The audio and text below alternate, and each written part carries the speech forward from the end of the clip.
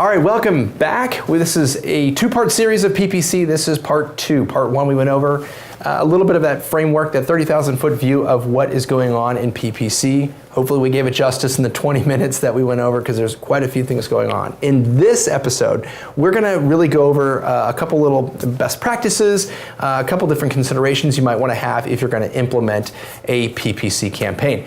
We have our guest, Lily, is here again to kind of walk us through her process on what she does with her PPC campaigns and share some tips and tricks and a little bit of strategy on what you might want to consider. I'm Danny Gonzalez. And I'm Judson Voss. And this is IndustrialSage.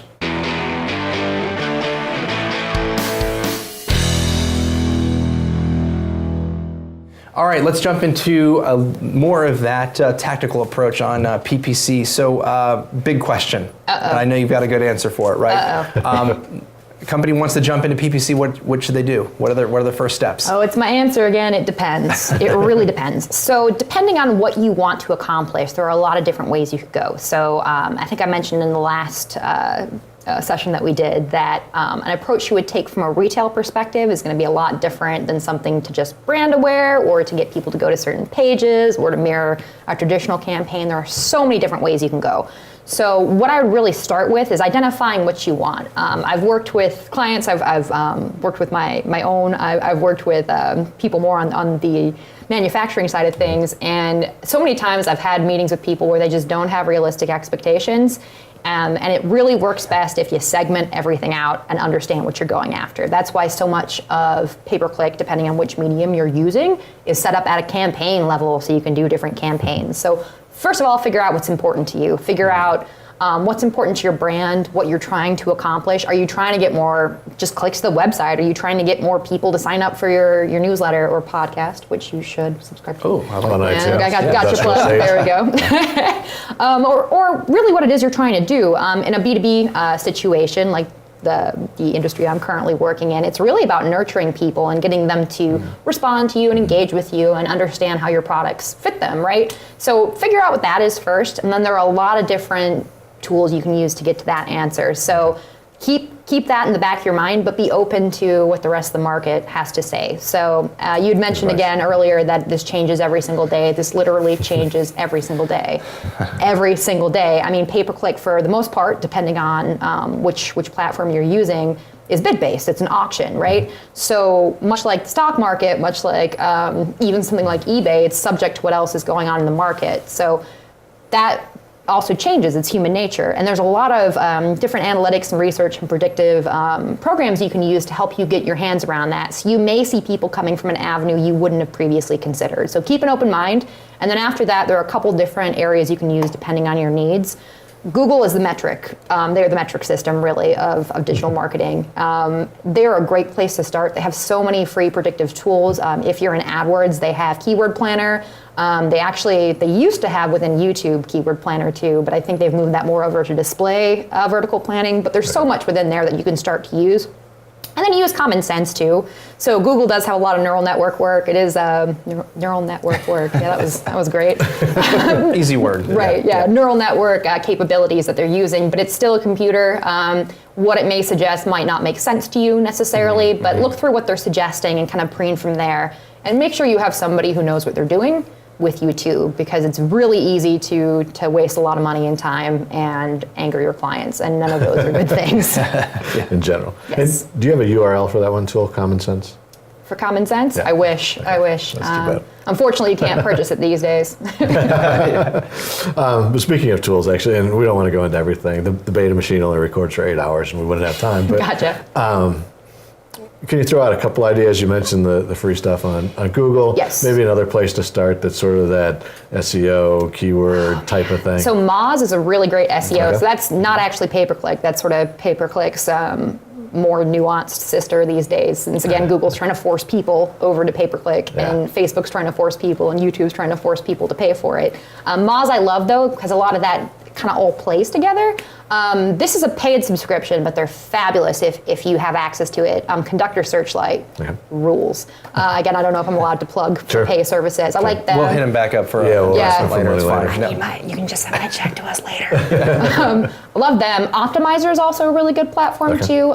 They I find are a little bit more accessible price-wise than Conductor is, but Conductor, I think if you're looking for something that really compares what's going on specifically on other people's websites, it's money for that, yeah. Gotcha. Like competitors. Yes. Let's see where this is going. Okay, great. I mean, but you really do have to consider your competitors in this sphere because a lot of it's auction-based, and that's, I mean, it's not just, oh, do I Pepsi, do I Coke? It's I need to know what Pepsi's bidding on so that I can make sure that I'm in that space and protecting my backyard and protecting a marketplace that I want to dominate, right? Right, sure. Sorry, we're in Atlanta, so we had to go after Pepsi a little bit.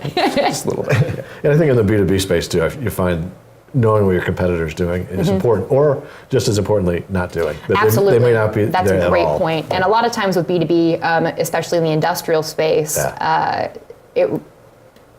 what's a good way to put this? There's a lot of work still to be done, but if you are cognizant of these things, you still kind of have a first market advantage to it. So I think you make a great point. Absolutely know what they're not doing, so you can be there first, or leverage perhaps what you are doing instead. Sure, and I think you can pigeonhole it too and say maybe they're not on AdWords for a reason. That maybe it doesn't work there, but other places more targeted do, or whatever it is that sort of mixes that up. And again, everyone is sort of their own little chemistry set when it comes to digital marketing. So what might not be working for them might work great for you. Yeah. And it's a matter of being open to that process. So really good digital marketing is semi-scientific. It's kind of a mixture of a science and an art. It's really like hard statistical analysis if you're doing it right. And keeping that into consideration and having strong numbers to back up what you're doing. So plan well, do a very good educated sort of hypothesis as to what you think is happening, but be willing to change your experiment as time goes on. And the market always does change. So again, maybe what works for Judson Industries doesn't work for Lilly Industries, even though we're in the same marketplace. So be open to that. Okay, cool. So we've talked a little bit about tools and how you go about researching things. Not every marketing department is going to be able to or want to do that. Some of it's quite expensive too. Yeah. So now I guess your next option is agency. Oh man. How do you pick, do it in-house, take it to an agency? So my thought on doing it in-house is this. If you're the kind of person who can read a book and then properly wire an entire house up to electrical code, do it in-house. And those people do exist. They do.